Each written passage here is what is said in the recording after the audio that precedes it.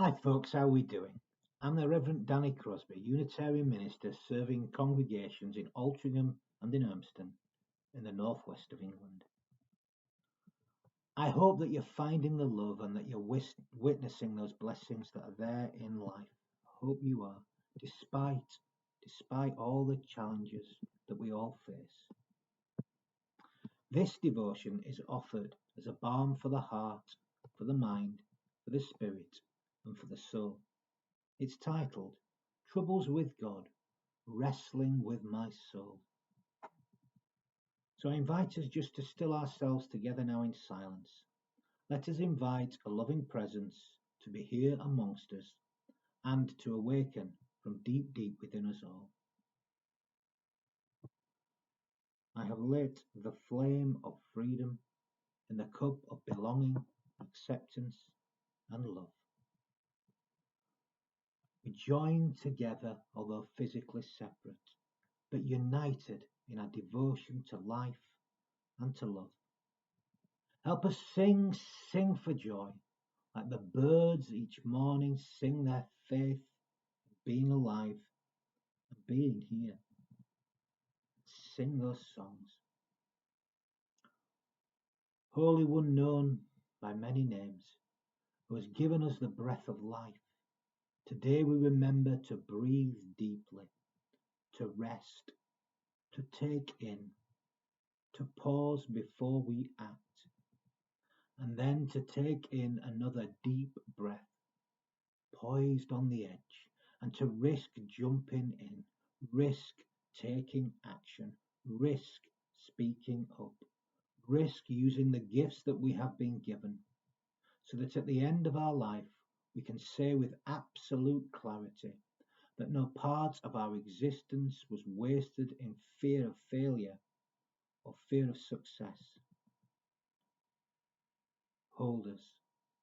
Prepare us the way to begin to offer the gift of our awakened presence, full of love and full of light today. We offer these prayers of our heart and we lift them up now. Amen.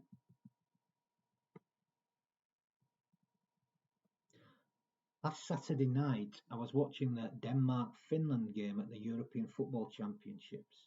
I'm one of those people who watch pretty much any sport, and I love these big tournaments. It was a fairly ordinary game, really, and then suddenly something happened just towards the end of the first half. I thought at first that a player must have suffered an injury of some kind, as several of the players began to surround their playmaker Christian Ericson. But it suddenly became clear that something serious was going on. The Danish captain, Simon Kjaer, acted decisively. And while it's no doubt that the medical staff saved Christian's life, the action of Kjaer had a big impact too. He gave him instant first aid in those first crucial seconds. He placed him in the correct position. He held his tongue, and he got the players to surround him and create a human shield around their ailing teammate to protect him from the flash cameras and perhaps shocking images being spread all around the world, while the medics attempted to get his heart going again. Christian had suffered a cardiac arrest. Once the medical team had put a curtain around him, Kjaer went to the side of the pitch to console Ericsson's partner, who of course was beside herself. I cannot begin to imagine the distress she must have been in. I know how distressed I was watching, and no doubt the millions and millions of others watching all over the world. Thankfully, due to the brilliant work of the medical team within the stadium and his captain, Kjaer and teammates, Christian Ericson is alive and recovering in hospital. Later that evening, the players returned to the field and resumed the game. They showed remarkable courage, I think.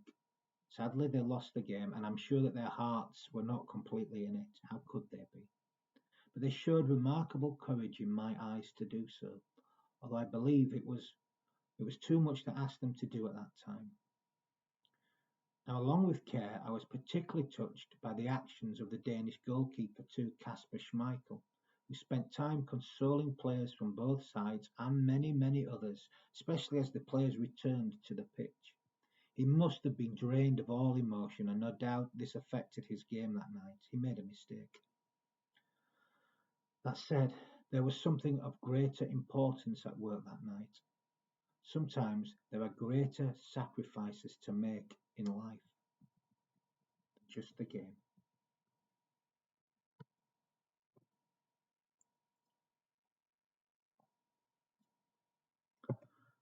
Now, like so many other people around the world, I was deeply moved by these events that I witnessed. It took me out of my own personal troubles, as it did for millions of people throughout the world. The world, it seems, found itself wishing this young man and his loved ones well. You could almost feel the outpouring of love in the air, even through the television screen. I felt it powerfully. As the game restarted, there were initially one or two technical issues with the BBC commentary, but after a few moments, the commentator Jonathan Pearce began to speak. He seemed to catch the mood of the moment beautifully. His words touched me deep in my heart and my soul as he was introduced by the presenter and former England striker and captain Gary Lineker. Pearce said, "Thank you, Gary. The images of Kasper Schmeichel embracing the opposition players from Finland, so full of emotion, will stay with me for a long time." He continued, "I am not a religious person, but seeing the messages flood in for Christian Ericson from footballers like Marcus Rashford and Jesse Lingard and so many of you out there, I am sure somehow must have played a part." And the next day, I heard another favourite football podcaster of mine that I listen to state, "I am not a religious person in any way, but I found myself praying for Christian Eriksen. So many others were too. So much love, so much care, so much emotion, and thanks to the amazing medical people working swiftly, Eriksen is recovering well." It showed humanity at its best, as that incredible spirit came alive and worked through us all. As a world, we've been through so much this last year or more, and it's far from over. We've been living in a kind of crisis state, really. People have generally, I think, stepped up to the plate and done what they can to care. No doubt we are inspired by so many different things. No doubt we make sense of what inspires us in different ways. Some of us are inspired by love, others inspired by God. Some say, what's the difference? Some offer best wishes, others perhaps pray. No doubt we all struggle at times to explain what exactly it is that inspires us and also what it is that keeps us going, what gives us the courage, the heart to go on in times of trouble. I find it interesting that the football commentator and the podcaster I listen to both felt that they must state that they are not in any way a religious person. And yet they both, in their own ways, talked about prayer and a spirit at work. That not only was visible help at work during this time, but also some form of invisible, inexplicable help at work too. Whether that be prayer or just offering blessings to one another, it all helps. That's why I'm such a great believer in offering blessings to one another as much as we can. I need it. We all do. The power of love runs deep. We can all feel that, surely. Some others call that God. Others prefer to give it another name. But what's in a name, really? Brings to mind that line from my favourite hymn, Others Call It God. Some call it consecration, and others call it God. Both Jonathan Pearce and the podcaster wanted to make it clear they were not religious, and yet they expressed a sense of spirit at work. It brought to mind a word I'd recently come across on Grand Eloquent Word of the Day. The word is nulla fidean. Nulla fidean. meaning one who is unhindered by religious ideology, from nullus, meaning none, and fides, meaning faith. So not necessarily an atheist, but then not someone who isn't tied down, fettered by any belief or tradition. And I think there are more and more people like this in the world today. They call them nons, by the way, as in non-affiliated, or these people that do service do anyway. People that don't necessarily reject all spiritual matters, but cannot subscribe to tenets of a particular tradition. I suspect many such people could well find a home among we Unitarians. And they're also the reason there's so much work as a celebrant for the likes of Sue. She works as an independent celebrant, not a humanist celebrant. She does humanist services, but as an independent celebrant, someone who creates services for the needs of the people that she does so. She's been very busy this last year, sadly. So many funerals.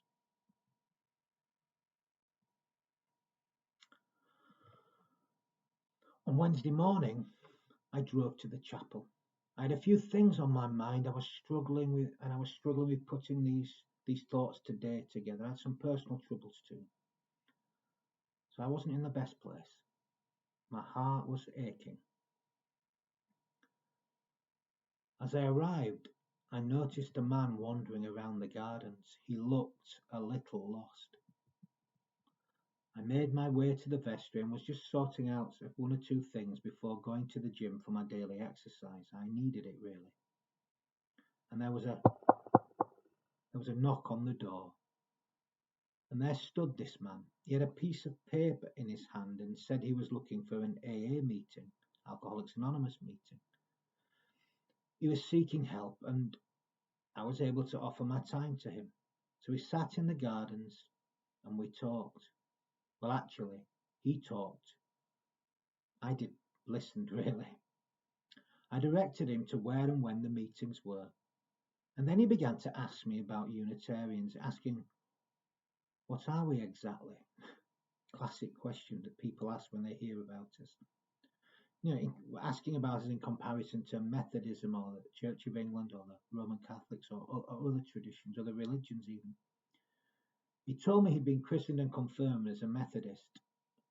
So I tried, as best as I could, to explain how we Unitarians are an open tradition, that we don't make particular statements of belief, that members have to subscribe to come to worship with us, that those who come here come to their own truth really in their matters of faith and their matters of belief or disbelief, and that we congregate together in a spirit of love and understanding and welcome, celebrating difference really. He looked at me a little puzzled, as no doubt some of you are listening to this, and then left, telling me he would see me at the meeting in the morning. Oh, by the way, he turned up. He got the help he needed, thank God. Really interesting fella, actually.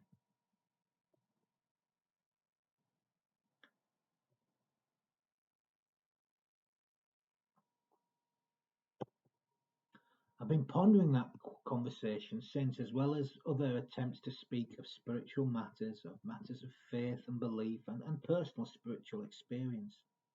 Language has its limits. The words we use can hardly explain exactly what we as individuals experience. There is a gap between experience, process, articulation, and receiving of words depicting the experience when we hear them from another. By the time we put into words, the experience has already been reduced greatly. You try and do it. You can't even get close. It just gets reduced to a few words that do they really touch the experience? I've been trying it myself with some experiences that I've shared with Sue only this week, as we've gone over some things in our lives. The great 20th century theologian Paul Tillich had an interesting take on the limit of language really to describe one's faith. He claimed that whatever reveals ultimate reality also hides it. And I think it applies to all aspects of truth really, whether we whatever we do really to communicate truth will reveal aspects of the truth, but it won't do so fully. And while we're revealing aspects of the truth, we're also covering it up with the language, the limits of the language we use. And even if we could explain it, I don't think it's possible for any of us to see the light of truth absolutely in any matter. We always see life through a lens. We never see anything clearly. We never see anything absolutely. And as soon as we attempt to articulate the meaning, something always gets lost in translation. We understand things through the lens of our culture and our upbringing, and we communicate it through this even more so, I think. It is important to remember this. It certainly humbles me as somebody who has to use words to try and to articulate things. I know from over 10 years of ministry that folk do not hear exactly what I'm trying to express. And I don't, not that that bothers me too much, actually. I love how the creative interchange can sometimes expand on what, can often actually expand on what is shared, as well as at times reduce its meaning. I love to hear back from others what they experience through what I share. I've had several fascinating conversations with folk following on from what they heard last Sunday, actually. And it's been wonderful to listen to. I learn and experience so much more from receiving back from these beautiful conversations. Incredible, really.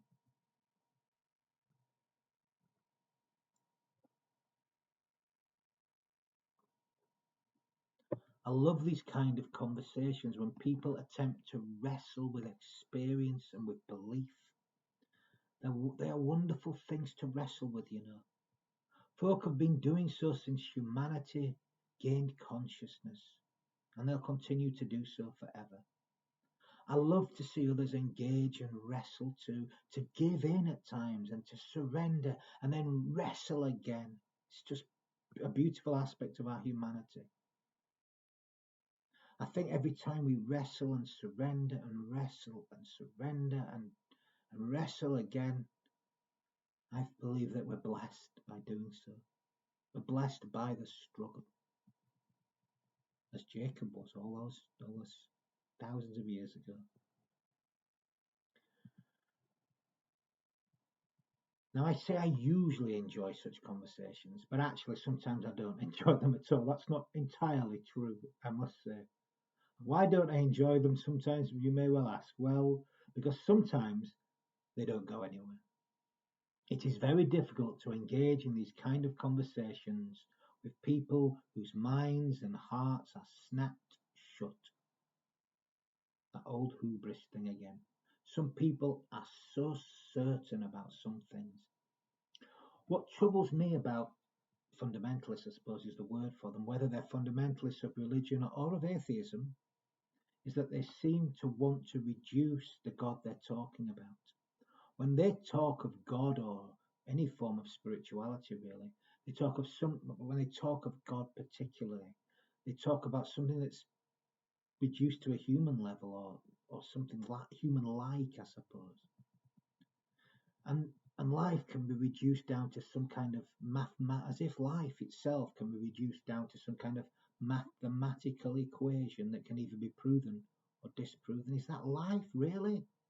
It's not what I experience.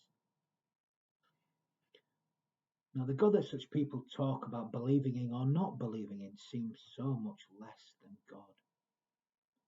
Such conversations I find them impossible, really. And they tie people up in knots, and it leads to arguments over minutiae of detail. What a classic theology, how many angels could dance on a pinhead or something. For the old theologians, we've always been doing it. People tying one another up in knots and arguing over minutiae of detail. I'm more interested really in what people experience than what they claim to believe or disbelieve, really. Tell me about what you, or try at least. Let's share together. Let's struggle together. Let's keep open together, and we'll bless one another. Life will bless us by the struggle. Beliefs and disbeliefs can be limiting, really. For me, the key is to stay open, to share, to listen, to share again. The key is to struggle, to wrestle, to give in and start all over again.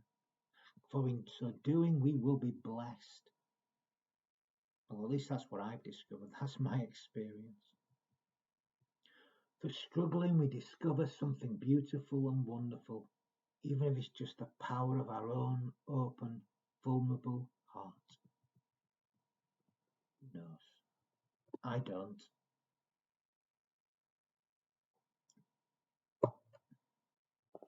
What I do know, I think, what I believe I know, is that the key to the spiritual life for me is about putting something other than our own self-centered wants and needs at the core of our lives. The most dissatisfying and dissatisfied lives are the ones that are merely for the good of themselves. If you want to experience the love that is God, you can do so in that space that is created when you give to another from your own heart and you receive from another from their heart. For me, that's all you need to know really about theology. That God once again comes to life when we give ourselves to another and they give back to us in return. You may call it love if you prefer. Some call it God, others call it love. Others won't give it a name. The name doesn't matter. What matters is the experience. And I experienced this so wonderfully on Wednesday morning when I sat with that lost soul in the gardens here at the chapel as we shared together. I listened mainly, but he began to open his heart and began to heal in that conversation. Felt less alone. I saw a wonderful example of this last Saturday night in the actions of Simon Kjaer, and we responded to his ailing teammate, his fellow players, and Christian Ericson's wife, and no doubt many, many others too. This is a man who knew what to do when crisis hit. What did he do? He cared for those around him. Now, for many, this isn't a religious act, and maybe it's not a religious act, but it's certainly an act of faith. Faith in life and humanity itself, and it had a powerful impact on me. It had a powerful impact on me, as I know it did for many others too. And for me in that space, I saw what I understand God. I saw that come to life in that act of love. Can't prove that to anyone. Can't draw lines and make equations to prove it to you. And you know what? I don't need to. I don't want to. It's not for me to do. And you know what? The key is not so much what we believe anyway. What's more important is how we act. All we need to do is put self-giving love into practice, and I guarantee you that power will change all our lives. Just put it into practice. And if we do, we will bless life, and it will bless us too. Amen. I'm going to end this reflection with a few words of blessing. Well, it's all blessing really, but I'm going to end with some specific words of blessing really, because we need to bless more, and we can all bless. We bless by giving our whole hearts to life. So let's begin today. Let's give our whole hearts to life. So I offer these words as a final blessing for today. May the love which overcomes all differences, which puts to flight all fears, which heals all wounds, which reconciles all who are separated, may that love be in us and among us, now and always. And may we carry a vision of that love with us, and may we do so in all that we feel, in all that we think, in all that we say, in all that we do. Amen.